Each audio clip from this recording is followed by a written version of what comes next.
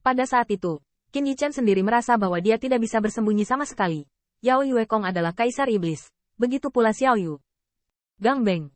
Tendangan ini hampir menghancurkan tulang pinggang Qin Yichen, dan dewanya, Jintu, pedang dewa, hampir putus darinya.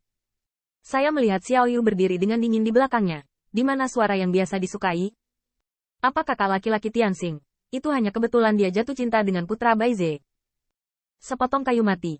Menurutmu berapa kaki yang bisa kamu bawa? Apakah menurutmu kakiku agung dan agung? Berdebar.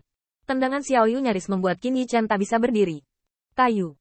Kayu. Apa yang salah denganmu?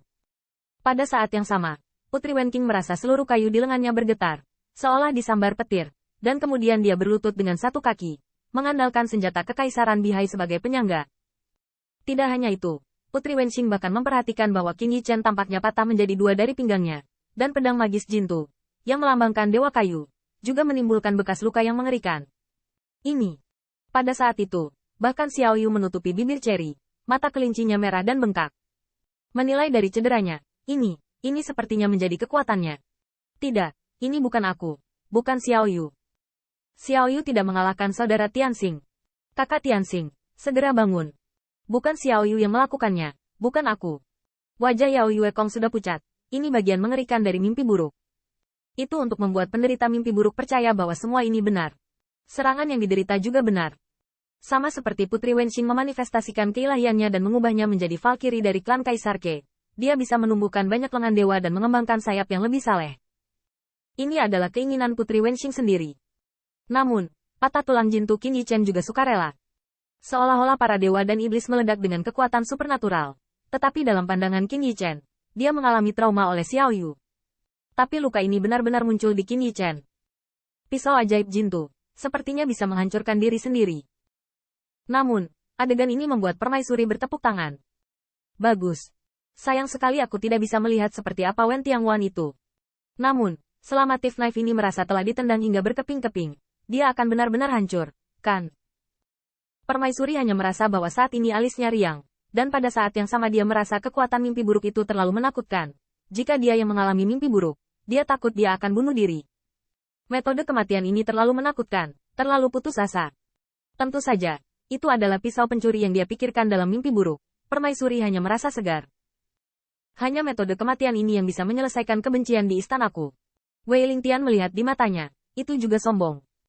Pisau pencuri ini telah merajalela lagi, dan bahkan sekarang mereka belum menempatkannya di mata raja-raja surgawi ini.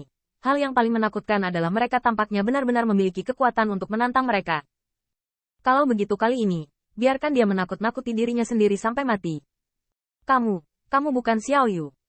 Pada saat ini, Qin Yichen berlutut dengan satu lutut. Sosoknya bahkan tidak bisa berdiri tegak. Tetapi keyakinan dan semangat juang di matanya yang seperti pedang tidak hancur sama sekali. Padahal, semangat juang dan keimanan sudah goyah, seperti nyala lilin yang bisa ditiup. Tapi Qin Yichen masih mendukung artefak Kaisar Bihai, perlahan berdiri, dan membiarkan dirinya berada di langit bulan iblis. Tidak. Dia berdiri di depan mimpi buruk itu. Xiao Yu, tidak mungkin tertawa begitu menjijikkan. Xiao Yu berdiri di belakang Qin Yichen, seperti yang dikatakan terakhir, senyum di wajah cantik yang awalnya murni dan tanpa celah berubah dan menjijikkan. Menjijikkan. Itu cukup untuk membunuhmu. Mata ilahi Qin Yichen berkedip, dan kekuatan ilahi diam-diam melotot. Pastikan untuk meninggalkan Wen Tianpas. Jika ini salah, maka saya benar-benar bertanya kepada surga. Ancaman yang dibuat Tiang Xuanke kepada saya sekarang membuat saya cemburu, yang menunjukkan bahwa ada kemungkinan seperti itu. Kalau begitu, untuk ke Wen Tianguan, saya harus terbang keluar dari Wen Tianguan. Jika itu benar, bahkan jika itu benar, akankah ada lebih banyak tempat yang tidak ingin dia lihat daripada Wen Tianguan? Tanda seru. Bangun. Ledakan. Tanda seru. Tanda seru.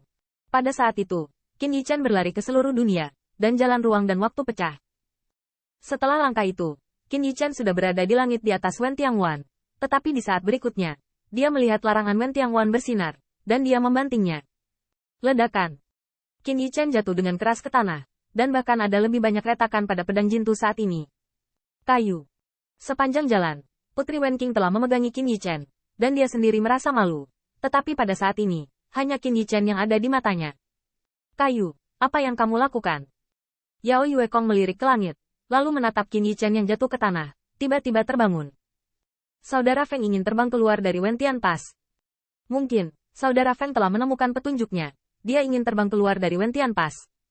Meninggalkan Wentian Pass, setidaknya tidak akan bertambah buruk.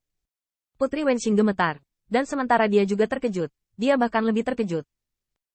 Anda tahu, pada saat Wentian Pass, ada langit cerah di atas kepala Anda, dan di antara penghalang setiap Xiongguan, ada tentara suci dan jenderal bersembunyi, karena takut terluka secara tidak sengaja oleh senjata kekaisaran Bihai Qin Yichen. Tapi kekuatan formasi terlarang antara langit dan bumi tidak pernah bekerja.